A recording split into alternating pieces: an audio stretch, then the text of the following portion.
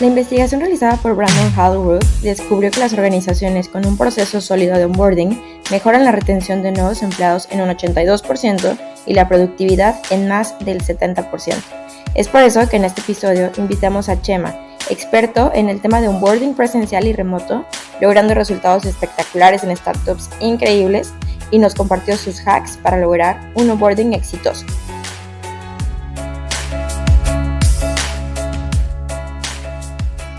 Pues, hola Chema, ¿cómo estás? Bienvenido a Culture Breakfast. Estamos muy contentas de tenerte aquí y más que pues siempre te has mantenido cerca de lo que estamos haciendo. Hola, Cristi, Pau. Qué gran gusto estar aquí otra vez compartiendo con ustedes. Muy contento y más hablando de un tema que sé que nos apasiona a los tres. Sí, sabemos que tienes muchísima experiencia en este tema del onboarding, así que pues arranquemos y pues nos gustaría empezar preguntándote principalmente cuál es el paradigma que rompiste cuando viste la importancia del onboarding. Yo creo que lo más importante es querer hacer algo, o sea, la priorización de la experiencia que tienen los nuevos ingresos, porque es algo que muchas veces se olvida y bueno, sonará como algo muy básico, pero sí lo considero realmente como algo trascendente en un contexto en el que con mucha frecuencia no ocurre. Entonces les diré, a ver, ¿saben qué?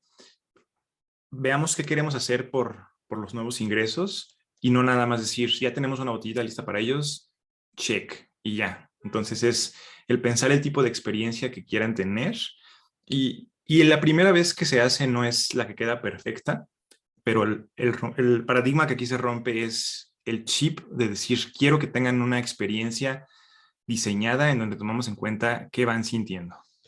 Buenísimo. Y hablando de experiencia, ¿qué otras cosas más es el onboarding y cuál es su importancia? Pues creo que con onboarding es una cuestión interesante porque tal vez sería universal el decir, ¿el onboarding es bueno? Sí, sí es bueno. Nadie dice que no. Pero al momento de que ya se vive la definición o cómo entendemos qué es el onboarding, no necesariamente es lo mismo y eso es lo que yo creo que hace la diferencia. Porque si lo pensamos nada más como pues, lo que necesitan para poder ponerse a trabajar, pues es realmente muy operativo. ¿No? Pues que le den su compu, que le expliquen cómo funciona la empresa, si hay oficina, la cuestión como de accesos. Y eso, pues sí, lo va a dejar listo al colaborador para empezar a trabajar, pero realmente no habrá sido ya como introducido de una forma amigable a la cultura de la empresa, que eso es, desde mi perspectiva, algo muy importante de un onboarding exitoso. Entonces, el considerar que esa inducción no es únicamente el, el dejar a la persona lista para poder trabajar, sino que se sienta parte del medio. Y aquí ya nos ponemos a pensar, bueno, ¿qué fomenta que alguien tenga ese sentido de integración? Por supuesto que tener el equipo necesario para trabajar es una parte importante, pero también hay cuestiones relacionadas a conocer cuáles son las líneas, a lo mejor no visibles, que delimitan lo que se hace en esa empresa, y aquí empezamos a hablar de pues, la cultura, las tradiciones, incluso también la experiencia de ser parte de su propio equipo, que muchas veces si no se planea, no pasa. O sea, oye, pues tengo 2, 3 semanas en la empresa y aún así no sé quién es todo mi equipo, ¿no? Porque no se me ha presentado con ellos. Y pues creo que eso es una parte también que hace una gran diferencia. Y sí, pues creo que en primera instancia es lo primero que se me viene. Eso que comentas es súper interesante porque de repente muchas empresas podrían pensar que justo como lo dice, solo entregándoles accesos, una computadora, a la semana ya deberían estar entregando resultados. Y me parece que de repente ahí hemos estado, ¿no? Los tres en nuestra experiencia en algunas empresas y me parece que también es normal porque tampoco hay muchas herramientas que expliquen qué es el onboarding y por eso es la importancia de esta conversación, Chema. Gracias por esas dos respuestas. Y nos gustaría saber cuáles son esos hacks que tú a través de tu experiencia justo has descubierto que te llevan a lograr un onboarding exitoso. Yo creo que el primero sería tener en el corazón las ganas de hacer algo por ellos. Y suena como demasiado así como fluffy, pero la verdad sí, sí es importante. O sea, la persona que coordine eso necesita de verdad sentir emoción por lo que se haga, porque de ahí emanan muy buenas ideas. Ya está un principio correcto, asentado, ¿no? Y de ahí en fuera yo creo que diría que una de ellas es buscar que tengan una buena experiencia en cuanto a swag, o sea, accesorios, pero muy buena. Sí, o sea, es dentro de las medidas de cada empresa, pero botes ya cualquier empresa puede dar realmente. Entonces, si la cultura de la empresa o la empresa aspira a posicionarse como algo distinto, pues dales algo diferente. Un bote de agua, una pluma, pues no necesariamente van a hacer sentir que es distinto, ¿no? O si les vas a dar eso porque es lo que hay, a veces el reto es estandarizar a lo largo de regiones y eso hace que sea muy difícil el poder elegir cosas así a lo mejor más, un poco más cool, pues entonces que sea de muy buena calidad, que se sienta que, wow, está súper padre. Y si no puede ser de muy buena calidad, que por lo menos sea muy bonito el diseño. Ahí siempre se puede hacer algo. Y, y aquí pues hay un margen de acciones, tanto una pequeña tarjetita y eso. Yo me acuerdo en Wiseland en tiempos anteriores a la pandemia, se llegó incluso a extender cartas ofertas en persona que eran como una especie de origami. Entonces tú lo veías y era una cartita que decía así, pull me, y era un papelito doblado así súper cool, y ya que lo abrías, decía como que, pues te queremos dar la bienvenida, no sé qué, y ahí venía un código QR que te llevaba a un video de bienvenida del CEO, ¿no? Entonces, bueno, eso fue algo que se implementó ahí, que era algo, pues, extraordinario para los nuevos ingresos. Eso lo hizo el equipo de reclutamiento, no lo hice yo, pero formaba parte de lo que yo consideraba que era la experiencia de onboarding, pues que comenzaba desde ese momento para todos los nuevos ingresos. Y, y creo que ese es un punto que también resaltaría. No me refiero el extender una carta en origami, sino el decir, quiero hacer, o sea, si quieres hacer algo que nunca se haya hecho, adelante, no hay problema. O sea, de hecho eso te hace muchísimo más notorio y el correr riesgos cuando la intención es tan positiva como que la persona pueda tener una experiencia muy agradable, siempre va a valer la pena. Otra cosa que creo que es importante, o al menos que para nosotros hizo mucha diferencia en ese entonces, fue el poder pensar en todas las personas, porque al principio es muy sencillo, oye, somos 15 personas y todos los que entran vienen aquí a la oficina y aquí tenemos la caja de cosas que les damos y eso. Sí, pero ¿qué pasa en el momento en el que ya no todos entran en el mismo lugar, tanto ciudad como país, ¿no? O sea, tienes que cuidar la parte en la que si estás manejando a todos los nuevos ingresos como un grupo grande y no todos están entrando en el mismo lugar, ten por seguro que van a platicar de las cosas que recibieron o no recibieron.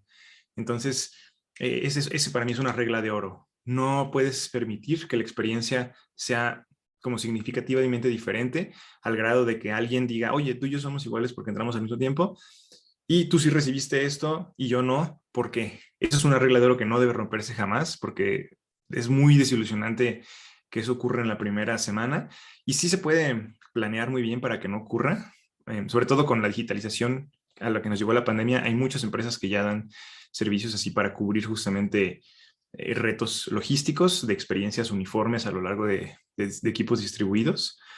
Eso creo que también es importante.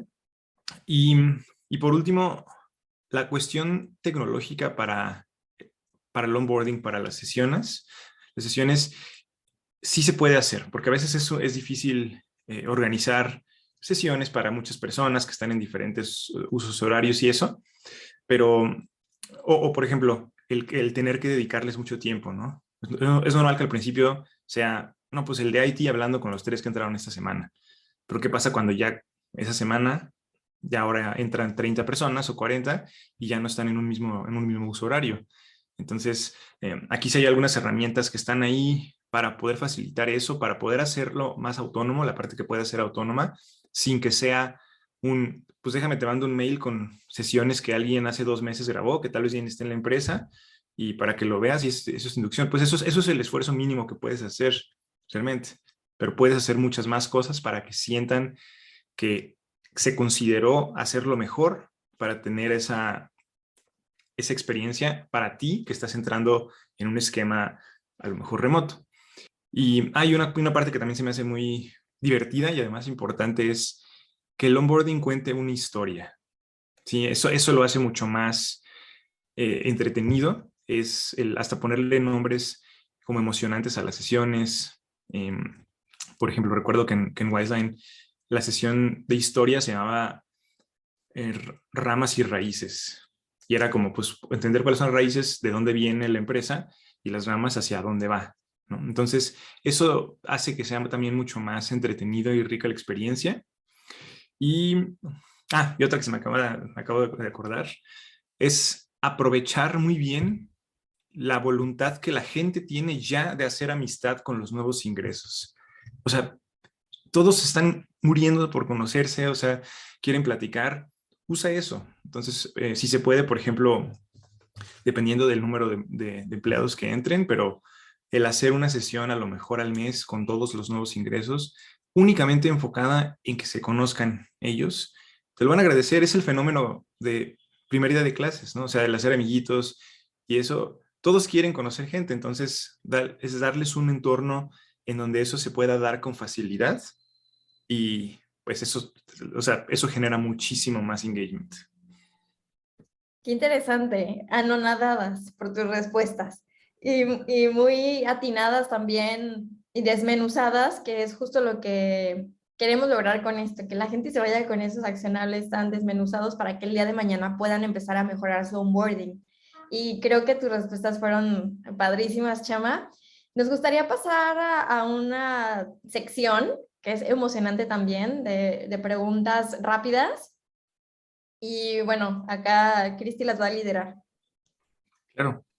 Sí, a ver, Chema, te voy a hacer unas preguntas rápidas. Y ¿sabes qué? Creo que también estaría muy padre que ahorita que comentaste, como hay ciertas empresas que ya hacen estos hacks, ¿no? Como para enviarles cosas o cómo coordinar algunas sesiones remotas con horarios distintos, que luego sí puedes compartirles, ¿no? Como que toda la audiencia esos links, ¿no? Eso creo que ayudaría muchísimo para que pues todos a través de escucharte puedan pues empezar a aplicar un onboarding exitoso a partir de mañana, ¿no?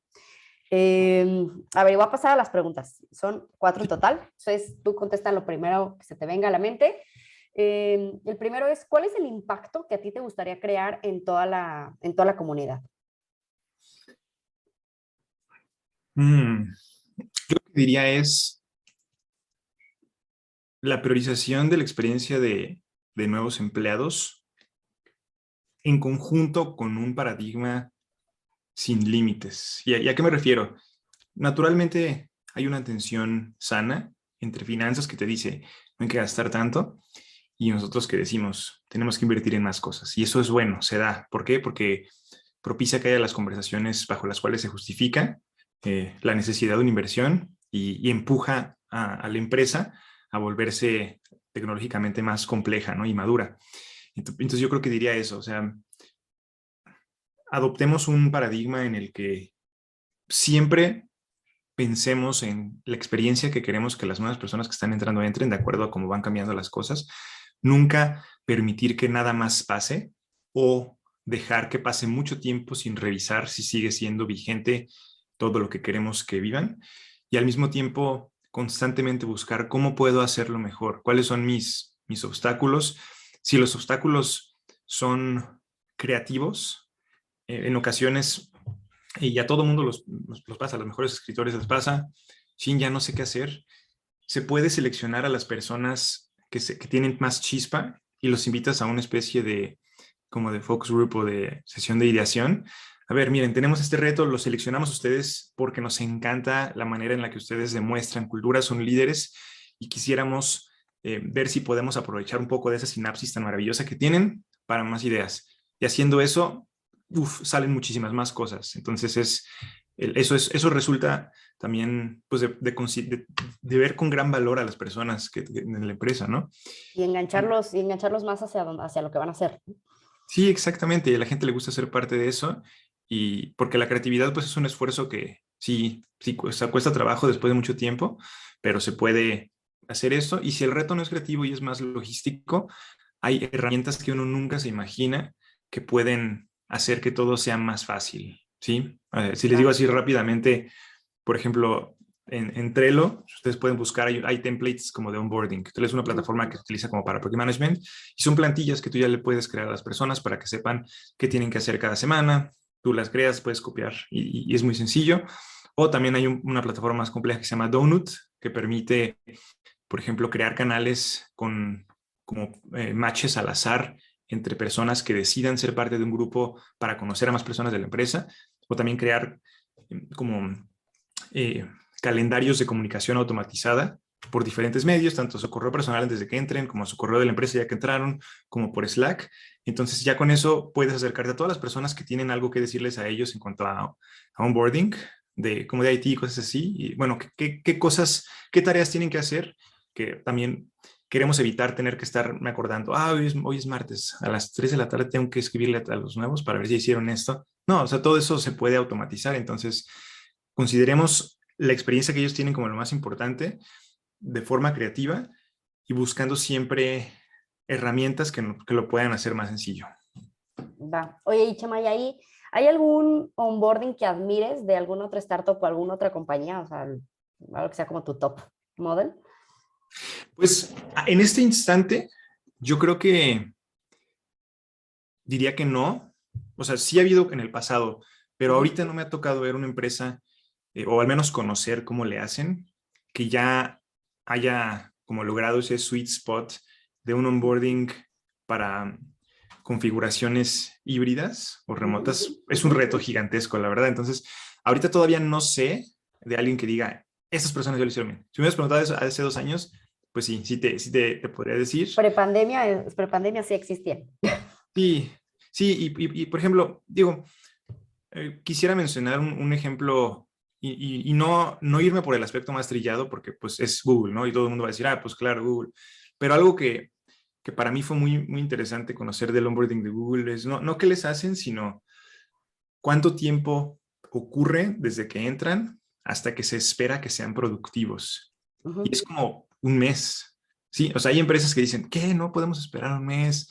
No, o sea, desde el primer día ya te juntas con clientes y cosas así. Pero en un mes, si lo que quieres es que realmente la persona entienda todo, que se sienta parte de, o sea, puedes hacerlo. O sea, hay muchos, o sea, y digo, tal vez empresas más chicas no tienen la complejidad o tamaño para que sea un mes, pero a lo mejor 2 semanas donde digamos, queremos que no le quede ninguna duda de en qué consiste la empresa, de cómo funciona, cosas importantes, ¿no? ¿Cómo es el modelo de negocios? ¿Cuáles son los equipos, las herramientas internas que tenemos, la cultura? Pues definitivamente sí es más que unos 3 días de onboarding y eso es algo que me gustaría resaltar, es la parte de no como apresurar eso porque es una inversión muy grande en la que se traduce completamente a mayores niveles de engagement. Sí, sí, sí. No, muy gracias por eso, Chema. ¿Cuál sería quién sería más bien tu gurú de cultura? Mi gurú de cultura. Recientemente creo que adquirí nuevas gurús de cultura porque leí un libro que se llama Humor Seriously, que habla sobre cómo el entorno de trabajo, el incorporar la ligereza y el humor hacen una gran diferencia. Y aunque no se enfocan en cultura per se, para mí es un punto como nuclear de la cultura que a mí me gusta crear. Y son 2 autoras, Jennifer Acker y Naomi McDonas. Y además son muy buenas como productoras de contenido en sus redes sociales. Entonces, digo, no se enfocan en cultura nacional, pero para mí lo son. No, pues con eso. Oye, por último, Chema, ¿a quién te gustaría escuchar en este podcast? Está complicado. Tengo 3 personas que creo que podría... Aviéntate las 3, no te... Y dinos las 3. No te limites. Sí. La primera que se me viene a la mente es una colega que tuve brevemente que se llama Verónica Franco. Ella trabaja en Oracle en Colombia y es de las personas más inteligentes y sabias que he conocido que combinan la parte de personas y negocio. Así, pero en el equilibrio perfecto. O sea, se ha convertido en alguien a quien me acerco para buscar así sabiduría. Entonces, la recomendaría a ella en ese contexto porque sabe mucho de ambas partes. Y eso a veces es difícil de encontrar. También tal vez diría Mafer Flores, también fue una ex colega que tuve en Westland, y ella lo que tiene es que es una ninja en pensamiento de people orientado a sistemas. Ella puede, si le das así una licencia de un HRIS, te crea toda la estructura que necesitas y contemplando los flujos de información que necesita ver. Pues es como un perfil súper analítico de People con quien me gustó muchísimo hacer mancuerna y creo que es algo que en ocasiones a lo mejor se deja fuera en el espectro de conversaciones de People, pero que es muy importante. O sea, esos especialistas así, samuráis de cuestiones que hacen la diferencia, la diré ella. Y tal vez la tercera sería otra colega que se llama Gina Martínez. Ella era como mi super partner de creación de eventos de engagement en conjunto y bueno, otras personas, pero ella y yo principalmente diseñamos como más de 16 o 18 eventos completamente remotos desde 200 hasta 700 personas y es alguien que tiene mucha creatividad para realizar eventos como de engagement y eso. Entonces creo que en la línea donde se buscan cosas muy accionables para el podcast, creo que ella es alguien que también puede compartir mucho de eso. Va, pues ya les llegó la invitación a través de ti. Y Chema, ¿no? Para cerrar, ¿algo más que te gustaría agregar que quieras dejarles, ¿no? En este tema del onboarding. Pues creo que simplemente reafirmar que no hay una versión primera que sea la mejor que exista. Entonces es normal que de repente se cometan errorcitos. Entonces no frustrarse por eso. Además que es una lucha de paradigma. Entonces constantemente en el rediseño de programas de onboarding, a mucha gente le gusta meter su cuchara. Y eso es algo a lo que necesitamos estar como preparados, abiertos, listos para demostrar como nuestros puntos, pero no renunciar a esa búsqueda solo por en ocasiones recibir muchas opiniones, porque pues así sucede y es parte de lo que nos toca vivir como defensores de la cultura en donde estemos. Sí, exacto. Oye, Chema, pues muchas gracias por estar aquí, por compartirnos todo tu conocimiento, y pues encantadas que te hayas unido a Culture Breakfast. No, muchísimo gusto. Gracias, de verdad que es un placer nuevamente volver a escucharlas, platicar con ustedes sobre esto y estamos en contacto. Gracias, Chema.